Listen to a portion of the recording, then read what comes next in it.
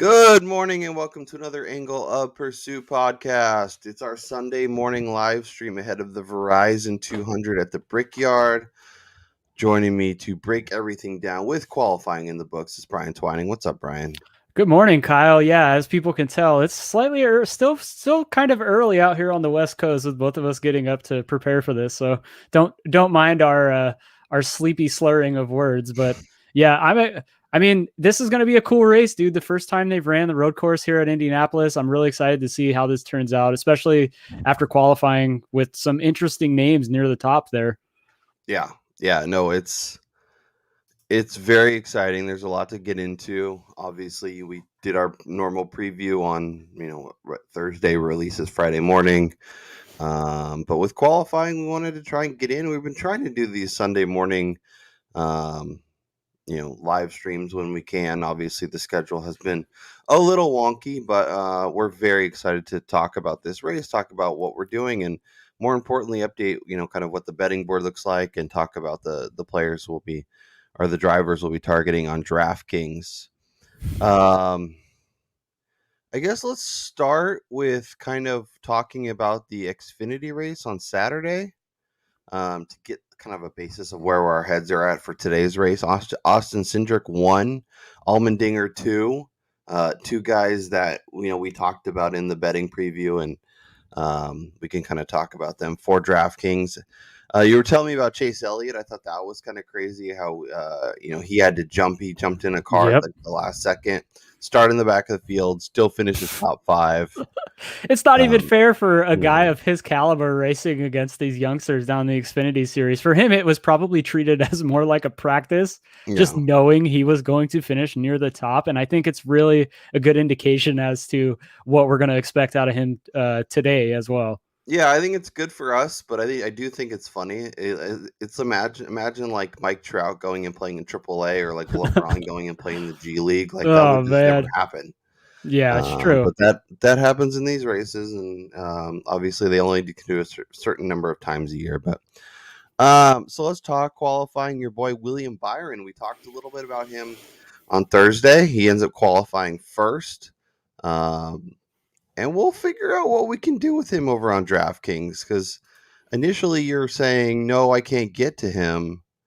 But that might be a good pivot play. I pulled up the practice results. He had the second fastest car in practice, only behind Martin Truex, and he qualified first. Like, I know you basically need him to win and dominate, especially because there's not as many laps, but if I think a lot of people are easily getting to Kyle Larson, easily getting to Chase Elliott. It might be an interesting way to start your lineups. Yeah, as much as I love Byron, I think DFS wise, I understand it'd be a huge salary savings at 9,800, but he needs to win the race in order to pay off for where he's starting at, and I quite honestly don't see him winning with the guys that are starting immediately behind him. I mean, you have both Elliott and Kyle Larson starting the row behind him. It'd be really difficult for Byron to maintain that speed over the long run. And they're only doing, I think it's 84 laps or 85 laps. So dominator points really aren't going to play a huge factor here. Yep. And unless Byron led like 50 plus laps and won the race, I don't think I can get to him there. For me, it's more of a top 5, top 10 kind of bet, laying a little bit more to have him finish near where he's starting, which, I mean, you're given a nice 9-spot leeway to finish top 10 there. But DFS wise, I can't get to him this week. Yeah. So if you can't get to him, where are you starting? Chase Elliott's there, starting third, 11K. Kyle Larson's right behind him, or I guess next to him, starting 10-8. And then Martin Truex, who was fastest in practice and ended up qualifying 6th, is 10-4. I guess where are you starting? Are you even starting there? Or are you diving deeper? Oh yeah, no, I'm starting. I have 2 lineups built right now, and the 2 alternate guys I have is one with Elliott and one with Larson, just because I think that these 2 guys, have just shown the most at the road courses, and they've shown the most long run speed in order to maintain their leads. And they've both kind of run away with particular races this season. So I think for me, it's those guys. Whereas like Truex, yes, he had the fastest practice speed, but that wasn't that was for a quarter of a race, I guess you could say, upwards of 20 laps. But Yep. I just haven't seen it through the entirety of a race this year to bank on him being that guy who gets near the front and then finishes there. I mean, I don't know. It's just hard to get off of those two guys, just seeing how dominant they've been. 100%. If you do want to be different, I think Truex is a great way to go. Obviously, as you mentioned, fastest in practice, qualified sixth.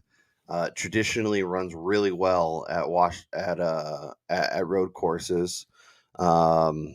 And like you said, I think a lot of people will be Elliott, Larson, or both to start a lot of their lineups. So if we're going beyond there and we're looking at some other names that might make the cut, Austin Cindric, who won yesterday, who was really fast in practice, starting 13th at 9,200 or 9,400 rather, is really interesting to me. Christopher Bell starting 17th. Yep.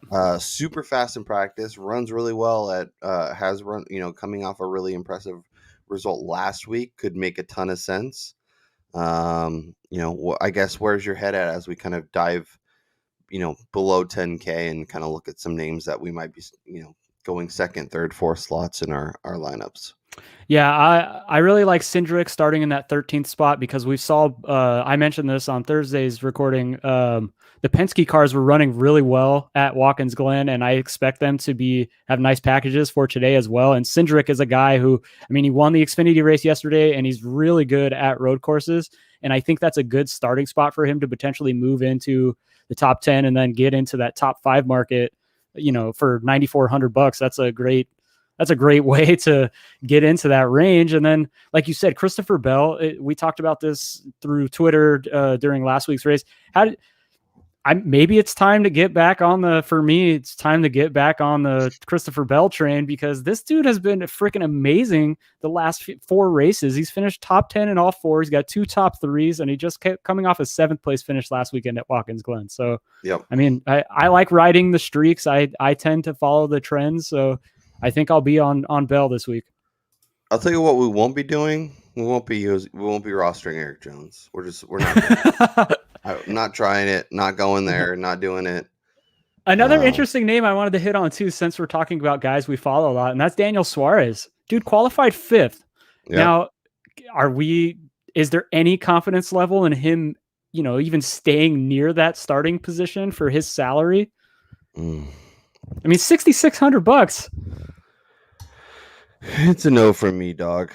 I don't think I can do that. I'd rather go Cole Custer. I'd rather go Austin Dillon. Just hypothetically speaking, imagine if Daniel Suarez starting 5th at $6,600 wins the race, and then you had in your lineup guys like a Bell, like a Cindric, who all moved into the top 5. You would probably absolutely crush the field in like a GPP. Sure.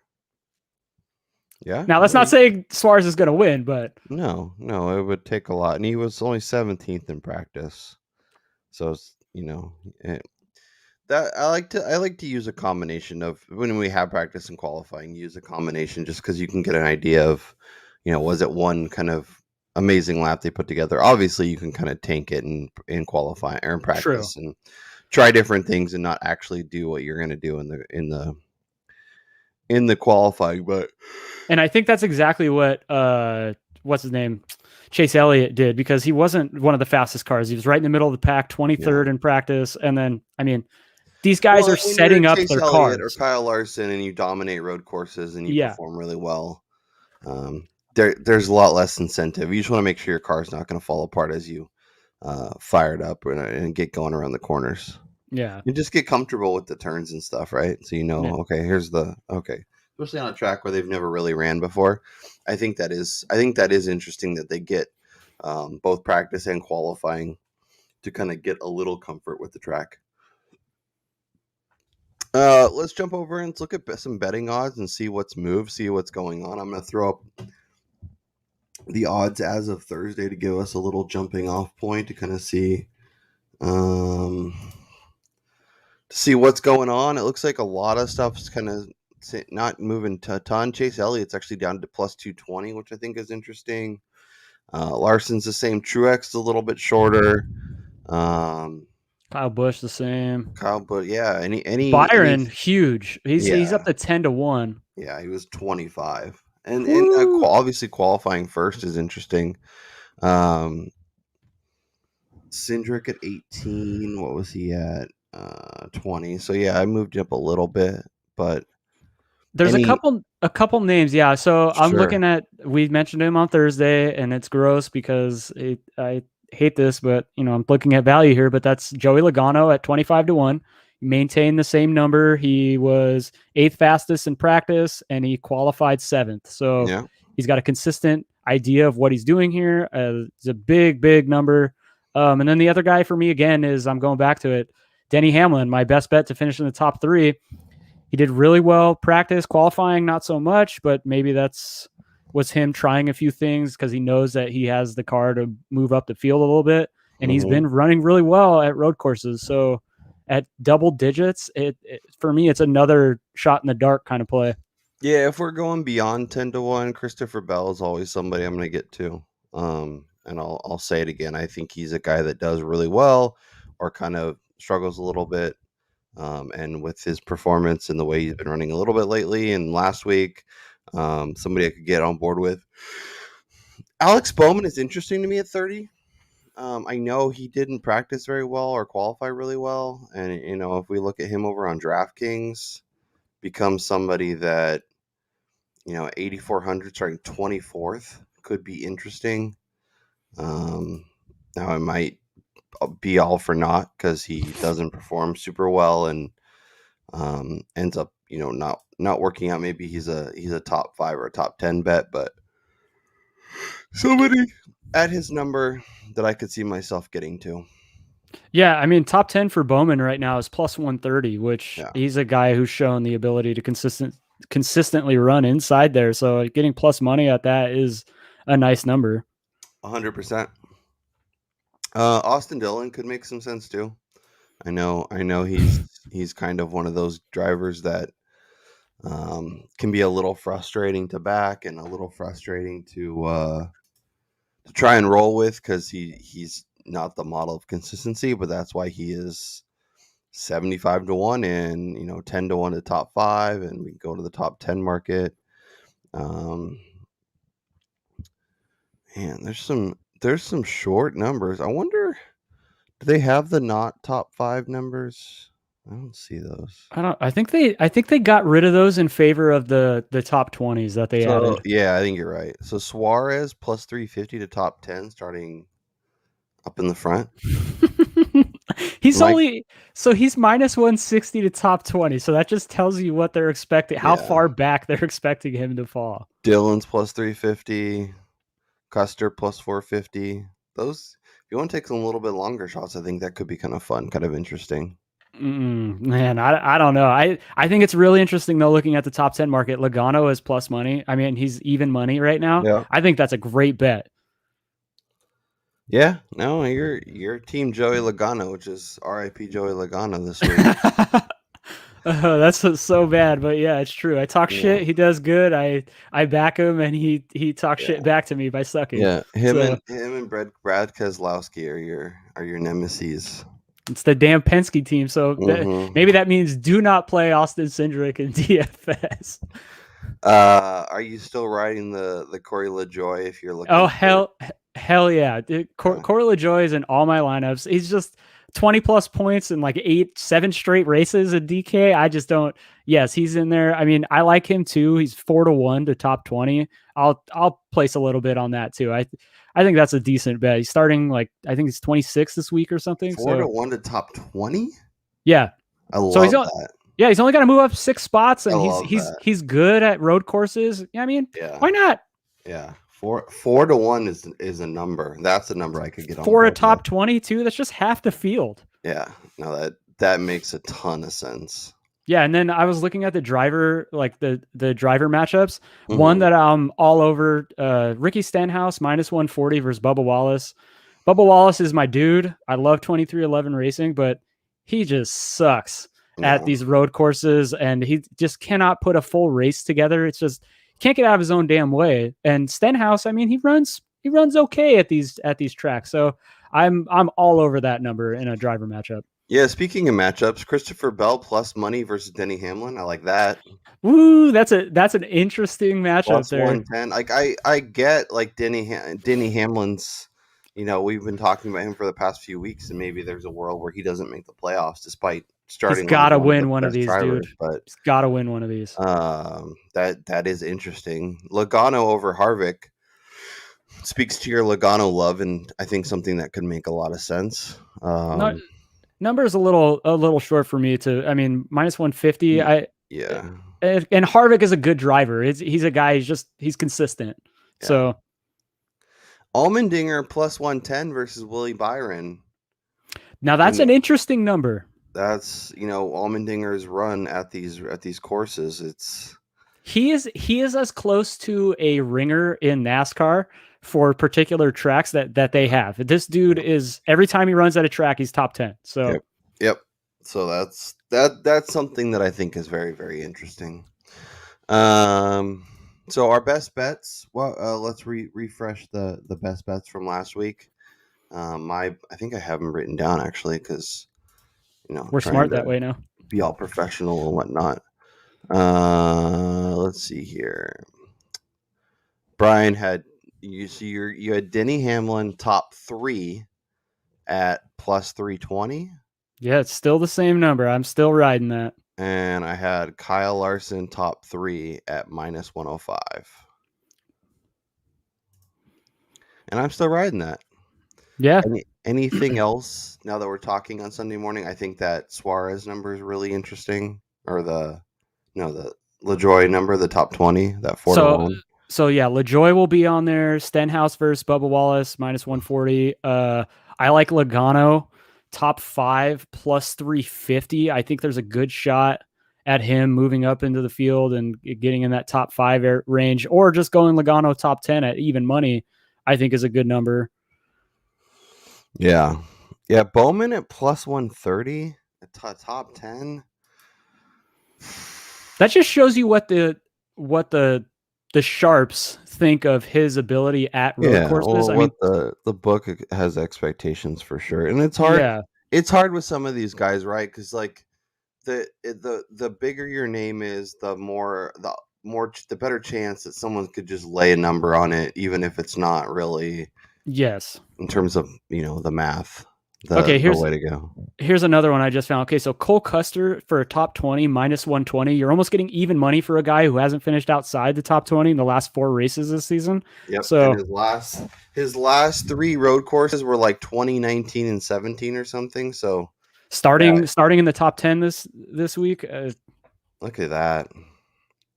I like that a lot. I think I might actually That's a log in and great number, man. make that a real bet.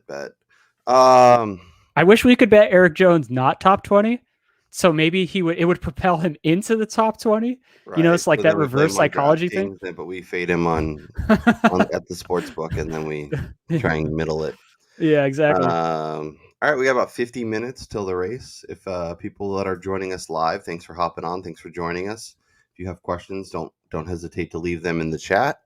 Brian, I'm building a lineup right now. It's going to be a little wonky, but it's one I like. I'm starting Party Marty, Austin Cindric, Christopher Bell, Austin Dillon, Corey LaJoy. Oh yeah. But now I'm trying to decide, like, Allmendinger is the road course ringer, but he's starting 8th. So like we could probably expect him to finish top 10. Do we expect him to finish like top 5 or top 3?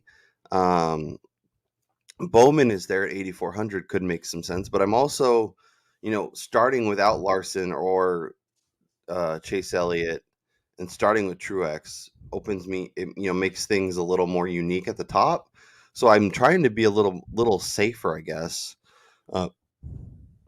Any thoughts on where I should go? I have 9K basically. Anybody below 9K I can use.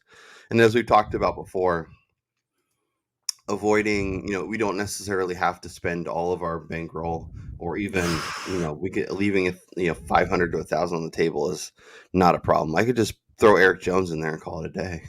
No. I mean, I would definitely lean Alex Bowman, just starting near the middle of the field, and the fact that he's favored to finish top 10, Yeah. basically, that's just an indication of where we're expecting him to run. And I mean, that's going to be 14 spots if he gets in it, and that's huge at these tracks with limited laps. Yeah. No, I think that makes a lot of sense. I just wanted to make sure that I wasn't getting too aggressive with this lineup. Yeah, and we got a question here from Spunky Spectrum Sports. Can Brad K overcome bad qualifying run and his lack of staying on the road? I don't know what the hell he was doing last week. I don't know what the team was doing with the brake setup. He had no control on the track. I just don't know if he's built for this particular And kind at of road race. courses this year, he has struggled mightily. Average finish of 17.4. You know, average running position, and he's barely running in the top 20 for most of these races. He's not somebody that I'd be trying to get to, Especially on the long run. He's just not a guy who can consistently put together those fast laps on these road courses. I mean, maybe for a short race, if there's like a restart late in the race and he's inside the top 10, maybe. But yeah, if NASCAR wants to start like a senior tour and like Keselowski run it, if he gets a little bit better in there, but no, Jimmy Johnson would come back and just own everybody because he'd have Jimmy John. I think that would be funny. Jimmy Johnson, that'd be sick. Jeff Tony Gordon, Stewart could come back. Yeah, Rusty Wallace, Mark Martin out Oh there. gosh, that'd be funny. That would be great. Yeah, no, for your lineup, I'd probably definitely lean Bowman, just because out of all those guys in that range, I mean, Keselowski's right there at 31st, but I just don't see it from him. Out of all the guys in that range, he offers the most upside in terms of differential and the ability to win the race at only 8,400. And we're not using Kyle Busch, right? 10,200 starting 21st. I mean,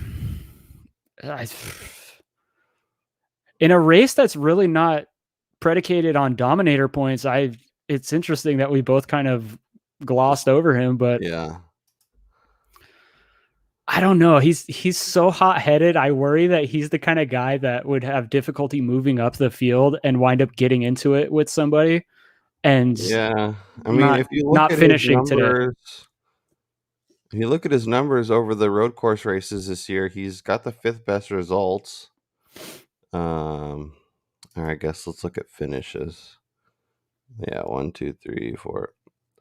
He's got 6. He's actually right behind his brother, which I think is interesting. Of course. But yeah, he's starting 21st, but his average finish is 11th, and his average running spot is 10th. So if he gets inside that top 10, that'd be a pretty nice run. You expect some fastest laps, expect some nice numbers for him. What did he do last week? Yeah, he started 20th, finished 4th, got 56 points. Yeah, I'm gonna run me some Kyle Busch, and he had some issues too with his car last week. I remember them reporting like he was loose a lot. So yeah, I mean, this might be like, it might be to my detriment, but maybe I just build a bunch of lineups without Larson or Elliott and see what I can cobble together. Ooh, man, that would be scary, because I really think the winner is coming from the winner is going to come from the trio of Larson, Elliott, or Truex, I think, this week. Yeah, I think that's pretty fair. I don't see like one of those weird races where neither Larson of them perform 27 good. laps, won the race, and started 4th, finished 1st, had 19 fastest laps, and scored 63 points. Kyle Busch scored 56 points, starting 20th and finishing 4th, and had no fastest laps and no laps led. It's that place differential. So having the winner is huge, but if you take Elliott or Larson and they don't win, yeah, good point. Maybe even I Is can it? see a world though where like a guy like Elliott or Larson, both of them they separate themselves from the pack like progressively as the race is going on the long runs. They just continue to increase their lead by, Yeah. I mean, we half a kind of saw that second. last week too, right? Where it was really those two guys way out in front at the end, and like everybody else was kind of chasing. It was amazing to watch Elliott, like how much time he was making up Yeah. near the end of that race to see like how much it's not even like faster. It's just the way he drives the car, like the way he Yeah. overbrakes into the corners. It's just Yeah. amazing to watch how much better he is at these tracks than the majority of the drivers. Yeah. I'd like to see him in F1. I think he would be really interesting in a race like that because those races are built so much on taking the right line and Yeah. braking at the right point and all that stuff. Him and Larson seem to be in a class of their own when it comes to these road courses.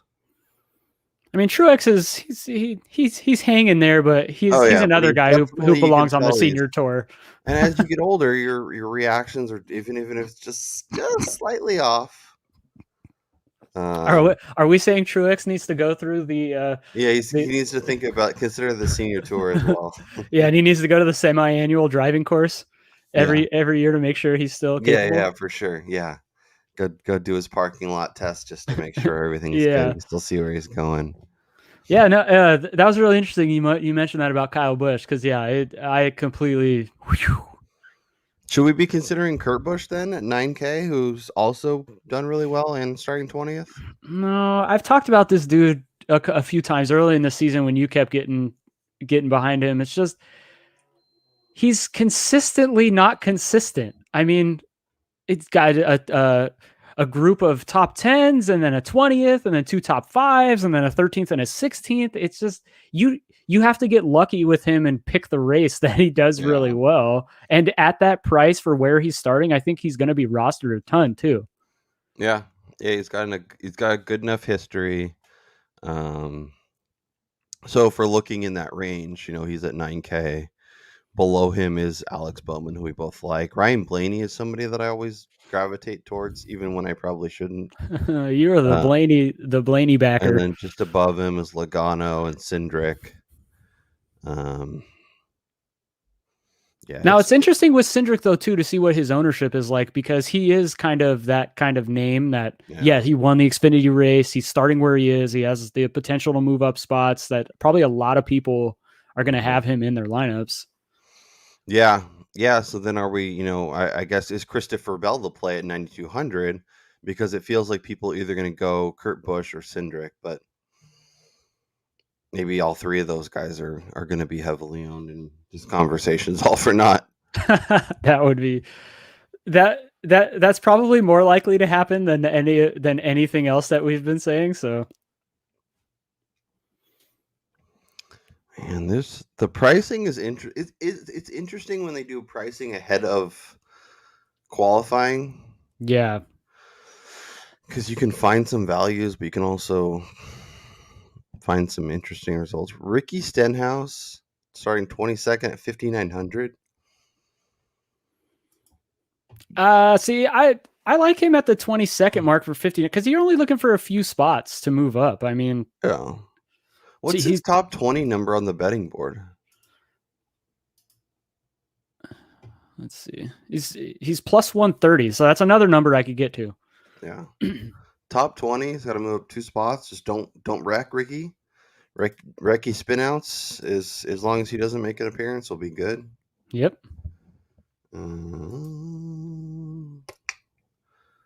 Okay, I think we talked some betting. I think we talked some DFS. I think we built some lineups. Any other hot takes or opinions or thoughts or any of that stuff that you want to make sure we get out here before we say sayonara and get ready for the race here in about 30 minutes? Nothing other than Denny Hamlin needs to get his crap together and Yeah. not only finish in the top 3 like I hope for my best bet, but he needs to win this damn race because the next 2 tracks, Michigan and Daytona, are not ones that you want to have to win at going into the playoffs. No, but if we're forecasting Denny Hamlin wins, wouldn't those, in theory, be good options for him? I'd have to actually look at the loop data and stuff, but if I was picking out a course or a track for him to win before the season, I don't think a road course would be the target I would go with.